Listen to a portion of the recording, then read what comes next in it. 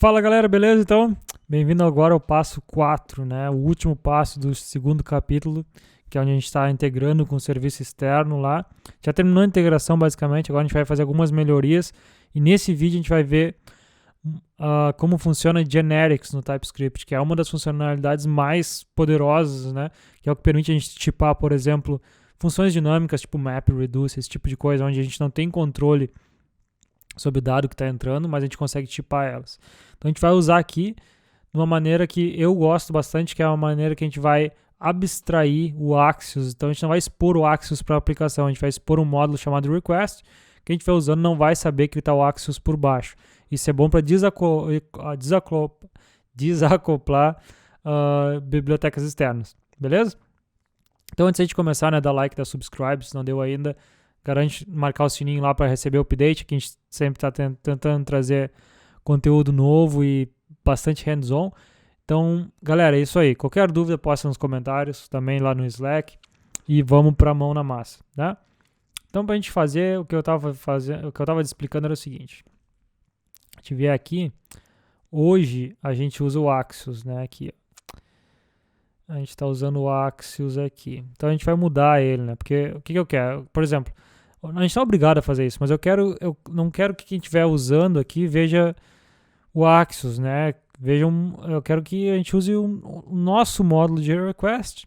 Se a gente quiser mudar do Axios para outro no futuro, a gente pode mudar e não vai mudar nada na aplicação. Então a gente vai criar aqui dentro de útil, um módulo chamado, uma classe chamada request.ts. Essa classe, né, eu vou fazer o seguinte, export class request. Essa classe, ela vai ter um construtor. O construtor dela vai receber o request, que vai ser por padrão o Axios, né? A gente vai ter que importar ele agora.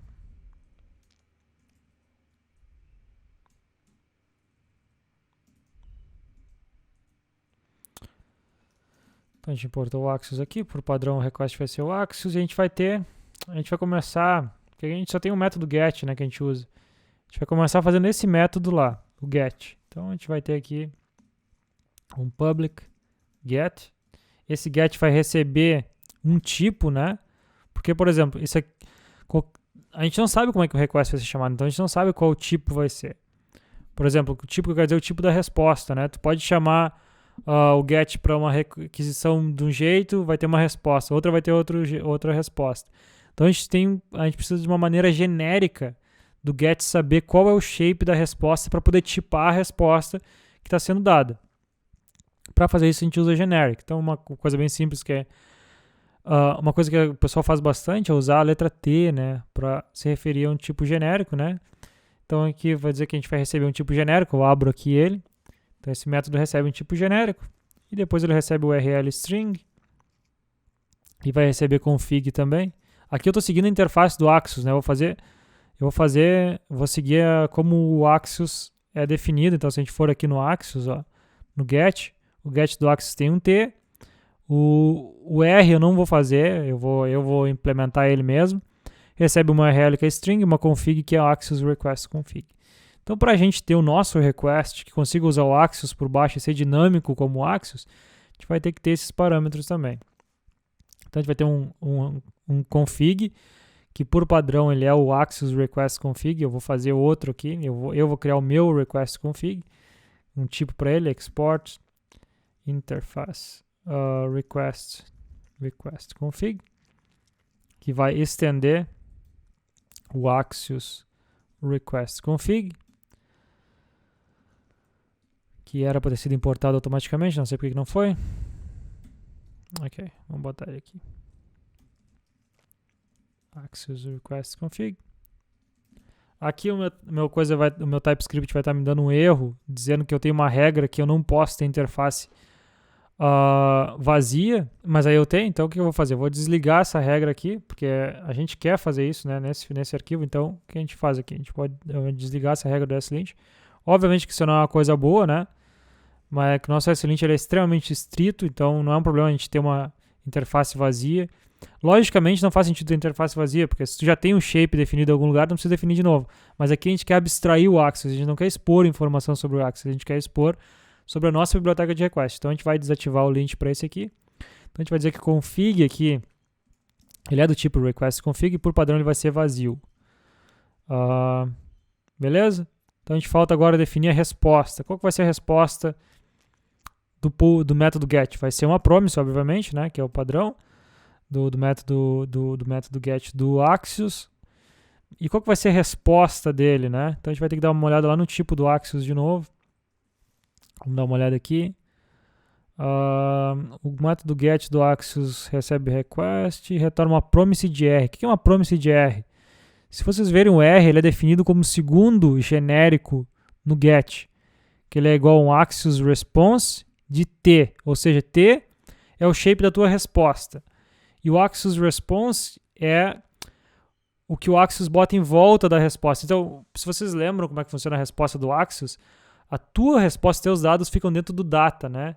E o Axios response deve ser tudo que está em volta do data, tipo status, esse tipo de coisa. Aqui, ó, data é o teu T, status text, headers, essas coisas é o Axios response. Então, ele pega o T, que é o shape dos teus dados, né, que é o que vai ficar dentro de data, e bota os tipos dele em volta.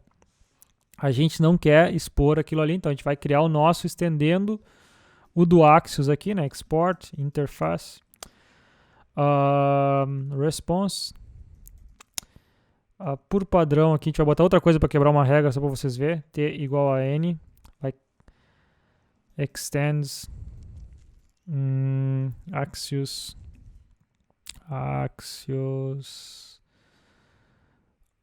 response de T. Então aqui eu botei um T igual a N ali só para, né, o nosso linter, né, ficar bolado, que a gente está usando N ali, mas aqui no caso como um genérico, a gente não quer se estressar com o que entra e tá dizendo, qualquer coisa tá de boa. Então a gente vai desligar a regra do N aqui, né, para essa linha só, e aí vai funcionar, beleza?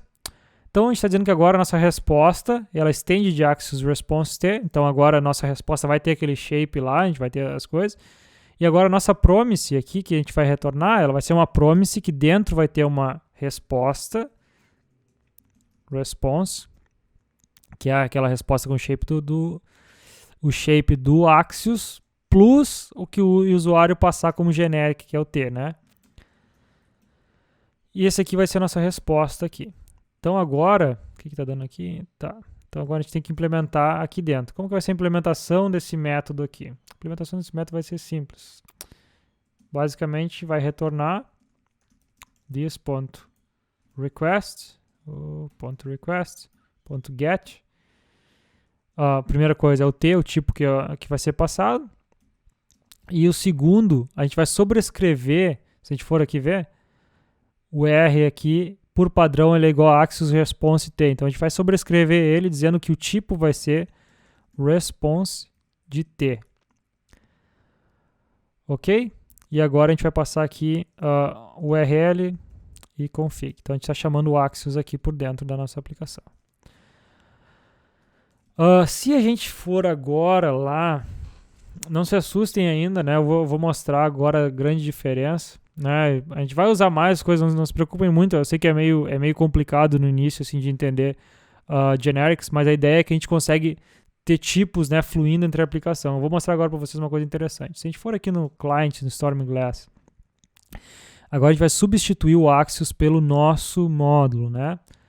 Em vez de usar o Axios, a gente vai usar o nosso. Então, a gente vier aqui, a gente está usando o Axios aqui em cima, a gente vai tirar o Axios fora e vai fazer o seguinte, import tudo as HTTP util from source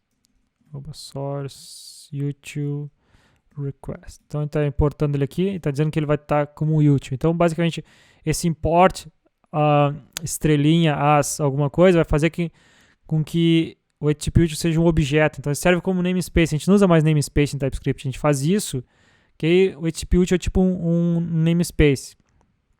E aí, aqui agora, onde eu usava o Axios, olha, eu vou fazer o seguinte, ó. Eu vou só tirar isso aqui fora e vou dizer que isso aqui vai ser igual a new HTTP util.request.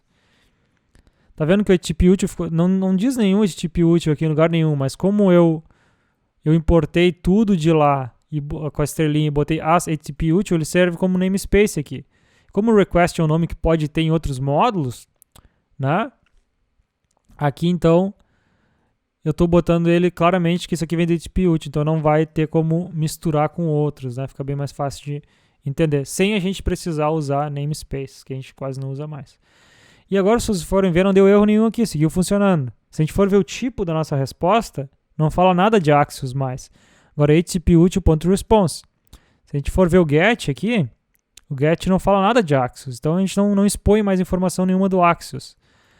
Ah, mas por que generics é interessante? Porque olha aqui, imagina se a gente não usasse esse promise response aqui. Se no lugar de response a gente usasse o padrão, que é o Axios response. Olha o que vai acontecer lá.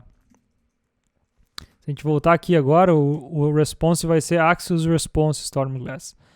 Então, a gente já está expondo informação que a gente não quer expor, né? Então, é basicamente isso. Então, aqui a gente usa, né, nosso tipo. A mesma coisa é do tipo aqui, né? Como a gente aceita um tipo genérico, a gente vai ver que a nossa resposta vai ser, ó, response com Stormglass response dentro dele, né? Se a gente não aceitasse esse tipo aqui como genérico aqui, se a gente disser que aqui não tem um tipo aqui, né? A gente passa, sei lá, outro tipo aqui, sei lá. Passa um objeto, ou uma coisa assim. Não sei se o objeto vai dar. Ah, não tem mais tipo. Vou passar outra coisa aqui. Vamos ver se vai dar. Vai quebrar lá também, vamos ver. Se a gente mudar a assinatura aqui, a gente não tem mais genérico. Ele já vai dizer, ó, não dá para passar isso aqui lá. E a resposta aqui já vai ser um objeto. E não tem como o usuário mudar. O usuário precisa poder mudar o shape da resposta para que ele consiga, por exemplo, aqui, ó, que ele consiga saber o que tem. Agora não tem mais data, né? A gente mudou as coisas. Então, por isso que é importante generics, que a gente basicamente consegue fazer de forma dinâmica isso. Então, aqui agora vai estar funcionando. Beleza, galera? Então, né, essa parte aqui tá feita. Agora a gente tem que atualizar os nossos testes, porque a gente não usa mais o Axios nos testes. Então, a gente vai mudar aqui a mesma coisa. Import estrelinha as HTTP util from source util request. A gente vai fazer um mock aqui, mockar aquela classe para nós. Opa.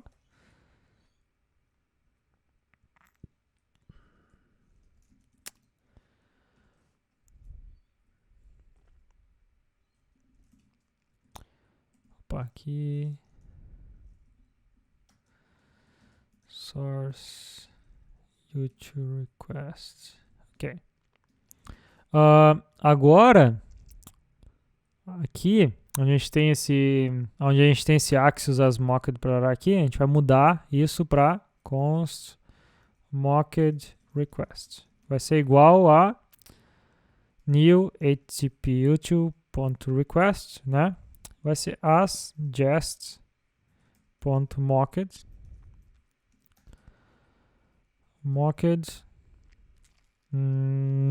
e vai ser HTTP util.request.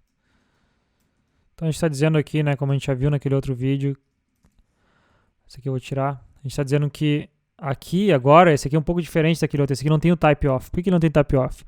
Porque o request ele é uma instância da classe, ele não é a classe em si como o Axios era. O Axios era uma coisa estática, esse aqui não é estático, esse aqui é uma instância. Então a instância não passa type off, só passa diretamente a classe aqui, e o TypeScript sabe que vai ser uma instância da classe, tá? A gente vai ver um exemplo depois da diferença entre os dois, não se preocupe com isso, a diferença de estático e classe. Em instância, esse aqui é uma instância. Então, mocked request, aqui a gente vai mudar esse mocked Axios aqui para ser mocked request.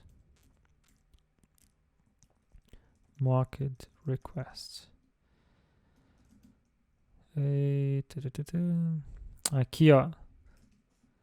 Se vocês verem, tá dando um erro aqui, ó, dizendo que a resposta é diferente. Então, aqui a gente vai forçar ela a ser as HTTP util.response.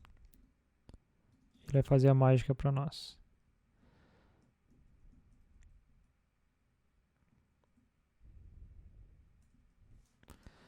as ATP util.response.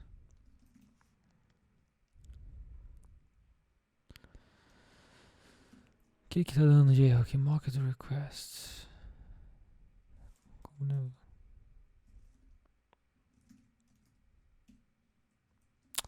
Ok, vamos ver o nosso teste aqui. Watch.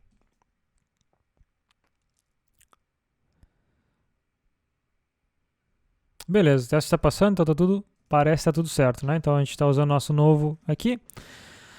Mais uma coisa que eu queria fazer, né? Que é para uma coisa aqui, por exemplo, se vocês forem ver no Storm Glass aqui, ó, a gente está checando esse erro, né? Se tem respostas, tem response.status.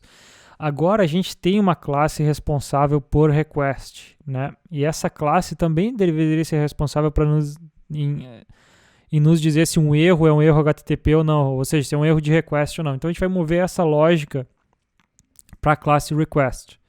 Então vai ser aqui nessa classe request, a gente vai criar um método novo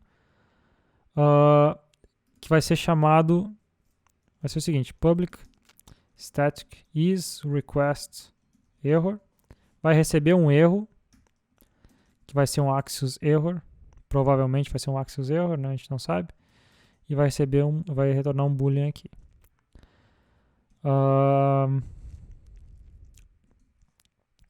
Return, o que a gente vai retornar aqui? Um boolean error response